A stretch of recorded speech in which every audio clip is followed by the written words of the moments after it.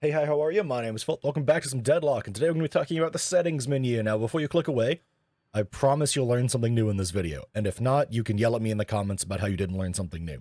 But this video is brought to you by, I've seen a few comments actually asking about how I'm able to do certain things in the game, how I'm able to alt-fire, how I'm able to have certain keybinds set up the way they are, and we're going to just walk through the settings menu and talk through all the different things that you can do. And in the process of looking up stuff for this video, I actually found stuff that I didn't know about the settings menu. So even I learned stuff, so you'll probably learn stuff too. Let's hop right into things. So this is the default keybind screen. By default, these are my keybinds. As you can see, it's just 1 to 4, space to cancel abilities, and shift in the button to upgrade the ability, which does make me accidentally cast abilities sometimes, but this is an old habit formed from playing other MOBAs, so fight me. I also have it by default that the alternate cast mode is press and hold, and that it's 0.15 seconds to the hold time to make it alternate cast. This is the default. This is just how my keybinds work originally. But if you go and look into characters like, say, Paradox, who is actually the reason why I made this video, I saw someone asking about how I alt cast Paradox's ult. Well, it's the exact same thing. I don't have it customized beyond the normal version because this is just how I like to do it. But if you notice, all these different characters have these little green asterisks next to them. That's because they have different abilities that are set up to have different casting modes. For example, I like Hotel Guest on Doorman to be just on default. Now, the default might be hard cast, it might be quick cast, it might be a different type of cast in general, but I like it being different than how Doorway is being cast. And you can also set it up to where that your casting mode is different things. The ability's default, which just means that however the ability is normally cast is how you cast. You can have it be instant cast, where you press the button and the ability instantly goes off no matter what you try and do.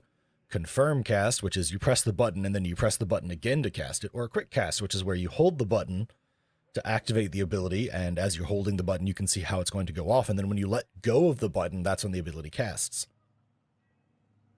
Personally, I like quick cast being the state of things for most of my abilities. However, that's not how I like all of them, which is why some of my characters are customized. That's why I have people set up to be all sorts of different ways, and you can have stuff set up all sorts of different ways, however you like. A great example of is a character that would probably want to have different casting modes if you're the type of person to panic in a team fight is Dynamo. Because of how Quantum Entanglement works as an ability, you can pick up nearby allies around you and take them with you if you alternate cast it. I'm the type of person who can think logically in a fight and go, okay, I want to take my people with me, I'll hold Quantum Entanglement for that 0.15 seconds to make sure I take people with me, or I just want to get out because I'm going to die and my teammates want to stay behind and fight, so I'm just going to mash the button a little bit to just cast it and get out. You could set up a completely separate keybind for this if you wanted to. You could make it so that, for example, here I have it set to 2, you could make it so that Q by default activates the alternate cast of Quantum Entanglement. You have so much room to change how you want stuff to work. You can even cancel abilities with the ability key. You can change it so you cancel abilities differently. You have so much room to do stuff in the way that you want to, just for hero keybinds in the first place, not even counting anything else. Now, obviously, a lot of the rest of the keybinds are just keybind settings. However, you can have stuff to where crouch slide is just on a button, but you can also have a toggle on it. That's something that most people already know, but if you don't know, hey, you've learned something new. You can have it set up so that different abilities are different things, obviously.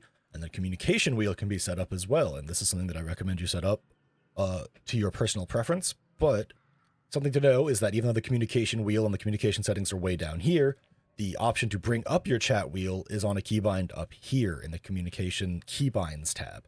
This is also where you can figure out how your all chat and team chat works, as well as the ping button for yourself. You can also set up quick pings here, which is something that I don't have set up because I much prefer using the chat wheel when I'm playing the game, because then I don't accidentally say stupid stuff. But this is something that's really good to set up if you're the type of person who just doesn't like to talk in-game, but you want to make sure that you're still communicating. And this isn't just going in. As you can see, there's options all the way across the board for what you can be doing. You can say, come with me. You can say, go into gang. You can say, rejuve's dropping. You can say, cover me. Never mind. Not ready for team fight. It's dangerous. I'll clear troopers. Meet here. I'll flank and leaving area. There are so many options what you can have your quick pings say, and so many different things that you can have them set up to do. This is something that I don't know a lot of people know about, and it's a really useful setting to have.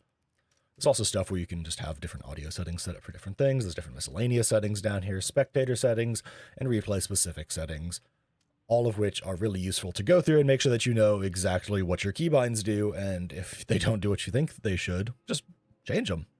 Now, the communication settings are pretty straightforward. For the most part, it's permissions as to what you can allow to go through. But if you're someone who doesn't like to listen to teammates, or you think that on average people are going to be toxic, or you're letting someone who's younger play this game, you may want to turn off all these permissions. You also have your optional text filter here, which you get through Steam settings, which is really nice. Shout out to Valve for letting that be a thing.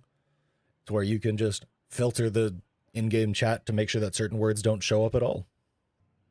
The chat wheel is one of my personal favorite things that they've added to this game across the recent updates. I don't know how recent this is, to be completely honest, because I only remember times when this has been a thing, but I also remember there was a time when it wasn't a thing from what people have said. So I love it, and I'm happy it's here.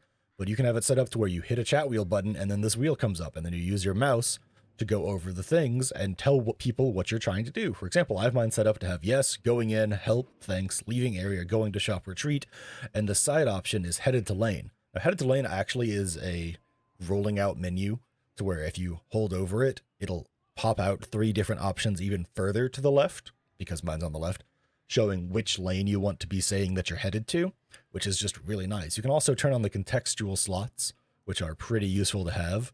However, I'm not a big fan of them. That's just personal preference. You can also invert your pings, which is, as you can see, a single ping is passive by default and a double ping is aggressive by default. But if it's inverted, a single ping is aggressive and a double ping is passive.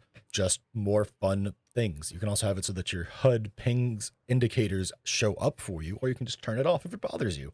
It's really nice to know about.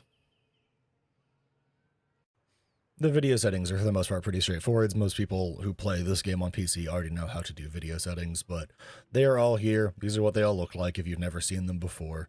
Most of these are pretty straightforward. However, the HUD telemetry options are something that is pretty unique to this game. You can have it show frame time and FPS if conditions are poor. However, you can just have it do it always or never, and you can also have it so that it has specific thresholds for when it's telling you about these things, and the same for ping and network problems and tick miss rate thresholds, as well as you can have it show jitter or detailed network qualities. All of these are really nice if you're someone who likes to know these settings and likes to know when your game's having problems and why. I personally have a lot of them off because I just get really distracted staring at them, but it is a really nice thing to have, and I'm really happy it's in the game. Shocking nobody, the audio settings are audio settings. It's just volumes, it's outputs. The voice settings are pretty nice to have. You can also have it to where it input detects your voice level and you have thresholds. You can also have it just default listen to stuff or just have open mics or not. There's also, as you saw earlier probably, keybinds to have it toggle whether or not your voice is picked up. But my personal favorite thing is that it shows you how loud you are talking, which is really nice for figuring out if you're having audio problems. These types of settings are always really nice in games. The game settings portions of the settings actually has more to it than you'd imagine, and I find it kind of weird that some of this stuff is hidden away behind just game. First of all, this is where your reticle settings are. You can have on themed hero reticles, which I have on because it makes me feel more immersed in the game and lets me have fun. I think the themed hero reticles are really neat, but you can turn that off. You can also turn off reticle motion so that your reticle stays exactly still whether you're firing or not, and then as you can see, there is a massive amount of settings that you can turn on and off for how your reticle functions in general. I just kind of left it alone because I'm not the type of person to do detailed changes on my reticle, but if you are, all these settings are here and you can do whatever you want. It's pretty cool. Another interesting thing is this is actually where the camera settings are. I don't know why they're under game settings, but this is where they are. You can even turn up and down your zoom sensitivity ratio. You can have a zoom lock instead of just having it be a toggle or a hold. And you can also change your FOV here as well. You can invert your mouse if you're that type of person, but you know, pretty normal camera settings. This next thing here is the most interesting thing that I know that a lot of people probably don't know about, and I should probably have turned on, but I'm so used to how the game functions at this point that I just don't have it on. The shop setting here has one toggle, and it is active item slot pop-up, which means that when you buy an active item from the shop, it'll put a pop-up on your screen showing all of your active slots, all 4 of them, and you can choose which slot to put the active item in. It's a really cool setting that I just don't know about or didn't know about before researching this video. And I should probably use it more, but I'm so used to just moving my items around through my slots normally that I think it would throw me more to be able to choose them manually. This also does throw an extra pop-up on your screen if you're trying to just auto-buy items and get back into a fight. So you may not want to have it on if you're the type of person who does stuff like that. But if you're the type of person who wants to spend time in the shop and make sure you have stuff set up the way that you want to, this is pretty cool. Skill rating is another weird hidden away settings. Post-match team rating shows you the level of the lobby that you were in and the average levels of each team. I don't know why it's off by default, but it is. I had to find this and turn it on. You can also have it tell you rating change notifications, which is when you go up and down in your skill rating, it'll tell you. This is relatively new because I remember the last time I had to come in and change the post-match team ratings to on, this setting wasn't here. So that's pretty cool. There's also the extra competitive button for matchmaking, but to be completely honest, I don't know what it does. It says it does something, but I've turned it on and off before, and it hasn't really made my games feel any different. But the button is here in case you want to click it. There's also the interface options here, which allows you to use the dev command console, allows you to have the game focus when unpaused, and allows you to have on streamer mode, which is something that I like to have on. You hide player names in-game and on the dashboard. It doesn't hide them from the profile cards, unfortunately, which means it doesn't hide them on your post-game breakdowns.